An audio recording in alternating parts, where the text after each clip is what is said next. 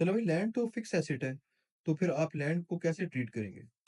ये land again उनका का अकाउंटिंग का बैकग्राउंड नहीं है। इनफैक्ट मेरा एक फ्रेंड है, उसके कज़न का इंटरव्यू था पाकिस्तान की बड़ी एक मतलब मानी-जानी रियल एस्टेट कंपनी है बेसिकली। तो उधर का इंटरव्यू था तो उधर से ये सवाल पूछा कि जी हमारा ये जो सारा का सारा प्रोजेक्ट है, इतने सारे फेजेज़ हैं हमारे, तो उसमें जो लैंड है, इस लैंड को कैसे ट्रीट करेंगे?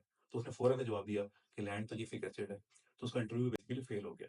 देखिए आईएएस 1 ने डेफिनिशन की थी, आईएएस 1 ने 3 कैटेगरीज़ बताई हैं, कि इन 3 कैटेगरीज़ में कोई एक कैटेगरी या एक क्राइटेरिया भी फुलफिल होगा, तो आप अल्टीमेटली उस एसेट को करंट एसेट रिकॉर्ड करेंगे, ना कि नॉन करंट।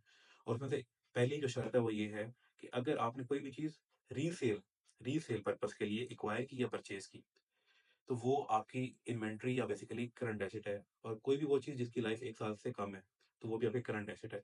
और कैश या कैश इक्विवेलेंट भी आपका करंट एसेट है। तो अब आप देखें कि वो जो बड़ी एक मशहूर सोसाइटी है, वो उसके पास जितनी भी लैंड है, वो उसने बेसिकली सेल के लिए रखी हुई है ना। तो जब उसने सेल के लिए रखी हुई है, तो वो बेसिकली उसका करंट एसेट होगी, ना कि नॉन करंट एसेट।